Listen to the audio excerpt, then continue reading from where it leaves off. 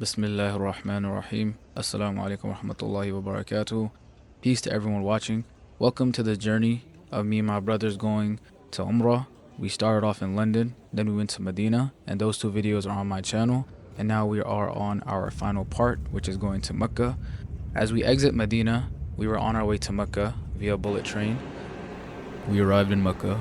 Alhamdulillah, we were already in a state of ihram. We had our ihram on. We were ready to go and start our Umrah. But first things first, we had all our luggage and we had to go to the hotel to drop everything off. We went from this train station to the hotel and we dropped off everything. And we were on the streets of Mecca on our way to Masjid al-Haram to start our Umrah. We got there around Asr time, and by the time we dropped off everything, we were on our way. Labbaik Allahumma labbaik, which means here I am, oh Allah, here I am. And we got to Masjid al-Haram around Maghrib time, and the masjid starts basically as soon as the tile starts. So we were basically all on our way to try to find a place to pray Maghrib. And right off the bat, I realized that Makkah has a completely different vibe than Medina, something that just has to be witnessed in person. And right after we were done praying Maghrib, we took a moment to take in all the sights. The clock tower is huge. Pictures and videos do not do it justice. And this is basically the calm before the storm. The storm being doing Umrah, which is a battle in and of itself. And we were finally here at the Kaaba doing our tawaf. It's 7 rounds of tawaf, and after that you go to Safa and Marwa and run from Safa and Marwa 7 times. Unfortunately, was not able to get any clips of Safa and Marwa, but here is the grand and majestic Kaaba. This also is not being done justice by videos or pictures. Just the sheer spiritual pressure of being here and also just seeing the majestic Kaaba for the first time is absolutely beautiful. It's no type of words or anything that I can say that can do justice to it. And here is the station of Ibrahim alayhi salam, the Maqam Ibrahim, where the footsteps of our Prophet Ibrahim alayhi salam are. And this was Isha at the Haram.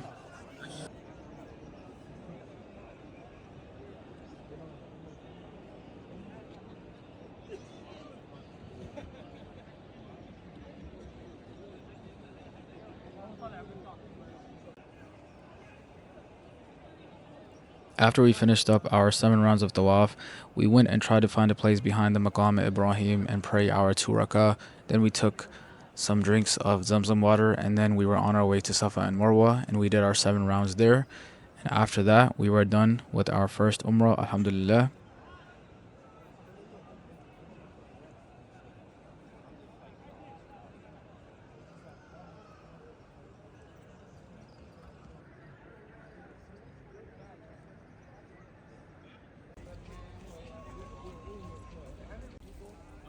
This is us walking to find a place to get our hair cut.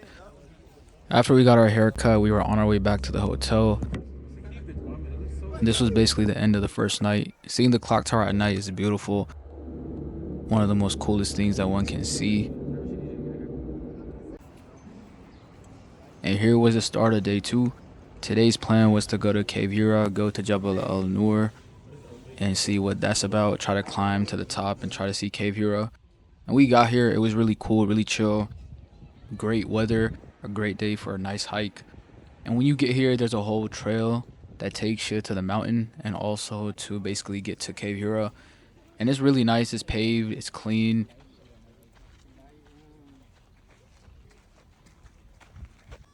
And this is us basically going up there. We're probably like 20% there, and I'm not gonna lie, it was kind of tough. But just seeing everybody from all ages doing this really motivates you, and it just makes you think like the Prophets alayhi salatu wasalam and the Sahaba radiallahu anhum were just built different, man. Like they were doing this type of stuff with ease, and you know we can, and it's paid for us, and it's easy to go up there. It has steps and everything, but you know you just gotta push through.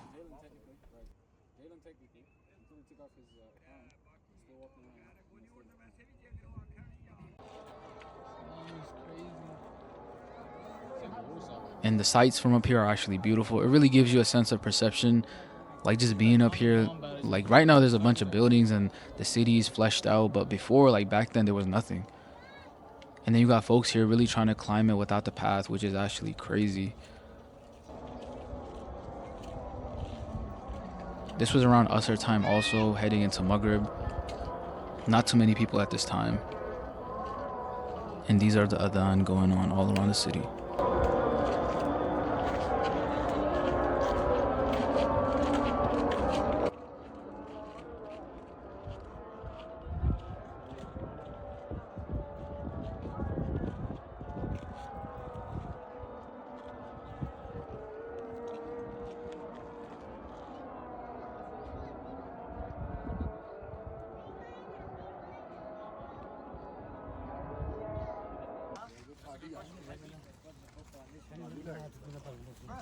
And then this was around Maghrib time going into Isha, and the lights came on all around the city. We finally made it to the top.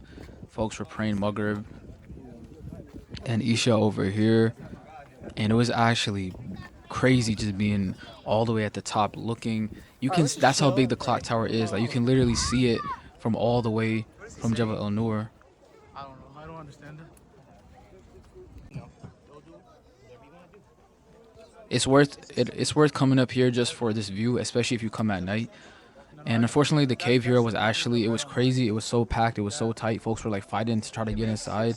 We didn't even attempt to go anywhere near it. We just took in the sights, took in the vibes, and then we were on our way back down. Do all the things you listed. We didn't get to ride camels, but inshallah next time. And these things are massive. This was my first time looking at a camel, and these things huge. Alhamdulillah, got through the second day, and this was the start of the third day.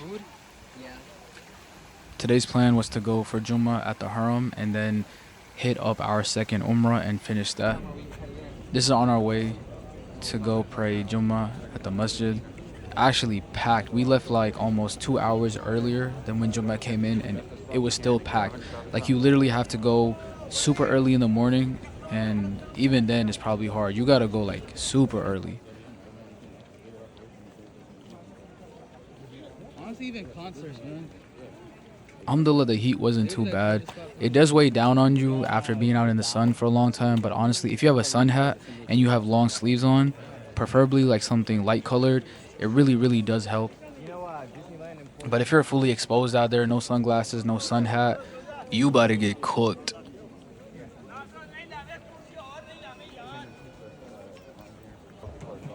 This just shows how many people there were. You're almost shoulder to shoulder, but it's not too bad. It's just getting in, and when you enter the doors and it starts getting more narrow and you start trying to find a parade, that's when it gets kind of tight. And there's a lot of escalators here too, so you gotta like find your way up on the escalators, find a way to get into where they are telling you to go pray. You don't want to get split up from your group either, so it's just like you gotta stick together. And honestly, building upon my earlier point about the difference of vibes from Medina to Makkah, Makkah is very, very different. It's a lot of hustle and bustle. You really just like trying to make it in, trying to do whatever you're trying to do, whether it's Umrah, Tawaf, whatever you're trying to do, pray. It's really, really unlike Medina, in my opinion. Medina had this peace, this calm, tranquility that personally I really had a hard time finding in Makkah. Makkah really opened my eyes to a lot of things, like the problems with the ummah, the way people are, the way men are especially. I'm not going to speak on nobody else except the men, but it really shows you like a lot of folks really don't have adab. They kind of don't have ikhlaq, especially in terms of like when they're doing umrah, when you're closer to the Kaaba, it's just like full on like fight nearly. Folks just trying to touch the black stone, touch the Kaaba, and it's just kind of crazy, and you just kind of like gotta be ready that you're gonna be hit with that stuff. And personally, I wasn't emotionally ready, and I kind of had it like as a shock to me, especially coming from Medina to Makkah, being it my first time. And Medina was peaceful, tranquil, and I had never felt a peace in my life that I felt in Medina. And when I came to Makkah, it was kind of like the opposite. And so just being here, it was beautiful. It was amazing. There's nothing I'm saying bad about Makkah, but the people, us as Muslims, I speak to me and myself first. We could do better. We can learn to have better manners, better adab, better ikhlaq, better way to like do this. That's just my thoughts. A lot of folks might disagree, but alhamdulillah, it could be worse, but it could be better. So we gotta look towards the better things. We gotta stand for justice. We gotta stand for what's right. Just because something is the way it is doesn't mean you just settle and let it be. We can always do better, even if it's 1%. And this was where we settled for Jummah.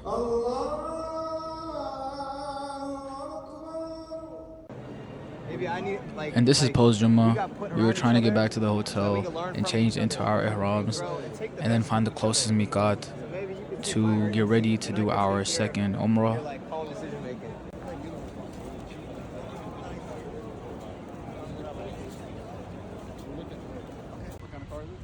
And here's Masjid Aisha. We were here ready in our ihrams, ready to get back into the state of ihram and get ready to do our second Umrah. This is the miqat, where it is the places where you can go and get back into the intention of Umrah. And this is the closest one to Makkah, about a 15-20 minute cab ride out. As you can see, everybody's in their ihram, everyone's making their intentions, praying their 2 rak'ah.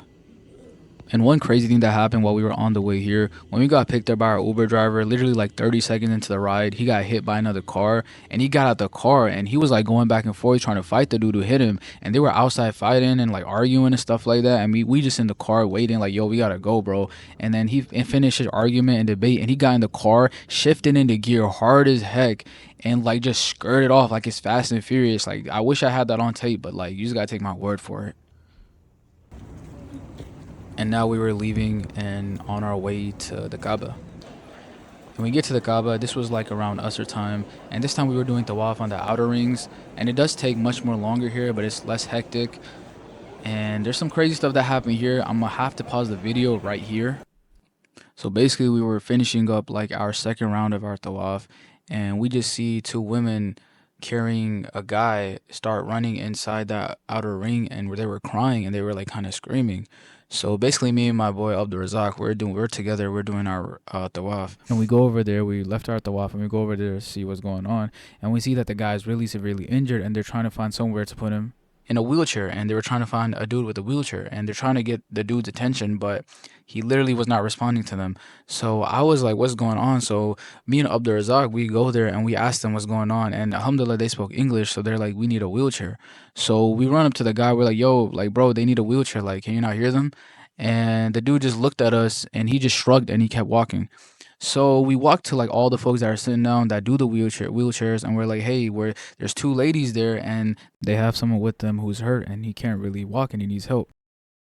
So they just looked at us and they just like told us to go somewhere else, and we're like, what is going on? So we walk back to the ladies and we're like, we got to take him to the other side and try to get a wheelchair for them.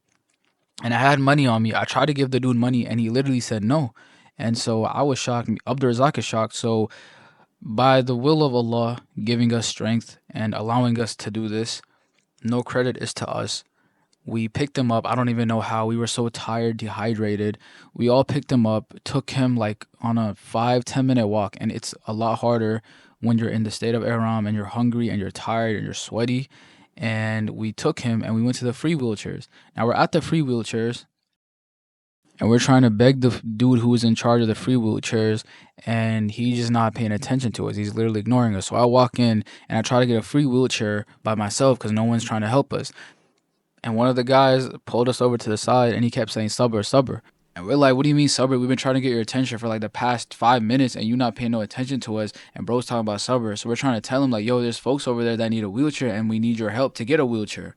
We already brought him outside of the outer rings and we gotta walk like 7-8 minutes again to try to get the wheelchair, and now we gotta go back and get him. And I'm pleading with the guy. He spoke Urdu. He didn't really have good English, but I'm trying to speak with him in Urdu like, yo, I'm not lying, I'm in the state of ihram and we're tired. My whole arm locked up because we were picking up the guy and he was much heavier and my arm was in severe pain. But alhamdulillah, Allah, got me through it. I'm pretty sure Abdul Razak was going through it too. But alhamdulillah, all is by the will of Allah. And we're trying to plead with this guy, trying to tell him we need a wheelchair. And he's like, we need proof. And we're like, we can't bring him. I'm like, I'll take a picture. Do you want a picture, a video? Do you want to come with us to him? And he looked at us and he paused for a second. And then he's like, all right, whatever. And he gave us the wheelchair. So subhanAllah, like literally, you have 2 ladies over there. I'm assuming it was the mother and the sister of the brother that are crying. No one is helping them out. Literally nobody. There's hundreds of people doing tawaf around them. And I'm not saying that we're some righteous folks that stopped and helped. I'm saying like Allah chose us to put us in that moment to see what we would do. Alhamdulillah, we did what we did by the will of Allah. And we still saw that no one was trying to help us. And subhanAllah, I don't know. I'm not going to speak on anything else on how I felt about this whole matter, but this is just a story of things that happen while you're there. And of course, it is a test. Umrah itself is a big test of patience, of strength, of trying to become better than what you are. And this is just one of those stories that happened to us. And alhamdulillah, I pray that Allah accepts all of our good deeds. And here we are back at it, trying to get our 7 rounds in. And this was like towards Maghrib, and we had to pray Maghrib before we finished Tawaf. And something else happened here that I have to really tell the story about. Now, right after I finished recording that, while we were lining up for Maghrib, there was this uncle that was a row above us, and Salah had not started yet, and we still had our sandals on, our slides on. And so we're just waiting for them to start prayer. And this guy is a row above us, and he's like 5 spots to the right. He randomly looked at me and Abdur Razak, and he like told us to take our shoes off. And it was completely random, completely out of the blue. I don't even know how he saw us. There was other people that had their shoes on all around us. Probably no one had their shoes off, but he told us take our shoes off. And so like, there's no problem. Like, we're chilling. So we take our shoes off, and I put my slides like right in the middle of my feet. And a couple seconds pass, and they do the iqamah for Maghrib, and we start praying. As soon as we said Allahu Akbar, we're praying Surah Fatiha, the surah. As soon as we go down to ruku, the guy in front of me, all I saw was him completely fall back, subhanAllah. Completely no type of bracing. It's as if he passed out. He completely knocked out while he was standing, and he just fell back. His arms still crossed, just straight up fell back. And subhanAllah, all I heard was his head, and he didn't have no hair. So all I heard was his head go splat on my shoes that I had in the middle of my feet, subhanAllah. And I saw his eyes roll to the back of his head. As I'm in ruku, seeing this guy's eyes roll back, I made eye contact with him as his eyes were rolling to the back of his head. And I'm staring at him, and me and Abdur Razak tried to pick him up, but everyone is now in sajda. So now no one is stopping. We're in the middle, and there's no guards, and we went into sajda. And now I can't even focus on my prayer no more. I'm just thinking that a guy really just died in front of me. What do I do? Like, how do I get someone's attention? But alhamdulillah, as soon as I was having those thoughts, the guy, he started moving a little bit. Like, he started like kind of rubbing his head and just like kind of shaking from side to side. And alhamdulillah, we got through the prayer, and immediately, alhamdulillah, this just shows the good side of the people there. Not everyone is, going crazy or whatever. But everyone just came. A lot of folks came, gave him water to wash his face with, gave him some snacks to eat. And subhanAllah, it just shows like probably he just got dehydrated, or he was hungry or tired, and he just completely passed out while he was standing. So it's a tip, like, before you go to Umrah, to really like, make sure you're hydrated, make sure, you have energy to do this. Don't push yourself if you're gonna like, have something like this happen to you. And another thing, subhanAllah, that I really, really, really want to focus on is the fact that how Allah works, especially with things like this, how Allah subhanahu wa ta'ala works and things like this. The uncle that told me and Abdur Razak to take our shoes off and put our shoes in the middle, I could have put my shoes anywhere. This was the first time actually during this whole trip that I put my shoes in the middle of my feet. Usually I put them towards like the side, or I put them towards the top, but I just put them in the middle. And subhanAllah, my shoes were really thick. Like, they're made of this thick rubber material. My sandals, my slides. So when he fell right on the thick part. His head didn't make any contact with the marble itself, because below that it's all marble. Who knows what would have happened if his head really hit the marble itself? Only Allah knows. And Allah saved his life that day, maybe by just those 2 slippers, slides, whatever, just sitting there. Really makes you think about life in every moment that we have. Alhamdulillah, after a crazy turn of events, we finished our second Umrah, and this was our way back to the hotel. And this was the last day being in Makkah. Just a chill day, just taking in all the sights again. We were able to go into the clock tower and have a nice little view from inside the clock tower. And then that was it. Alhamdulillah, we were on our way to the airport to fly back home. And one of the takeaways from this trip was that Medina is the most peaceful place on the planet. I have never felt a peace that I felt there. And Makkah is eye-opening. It is something that really wakes you up to what's going on in the Ummah. You're surrounded by people from all over the world, and it really gives you a sense of purpose. Medina is peace, Makkah is purpose. You still have to find that purpose, and it's up to you to find it. But Allah put certain situations for you and only catered to you, for you to really figure out what is it that you're going to do in this life that you have. Assalamu alaikum wa rahmatullah. أعوذ بالله من الشيطان الرجيم. بسم الله الرحمن الرحيم. والذين جاهدوا فينا لنهدينهم سبلنا وإن الله لمع المحسنين.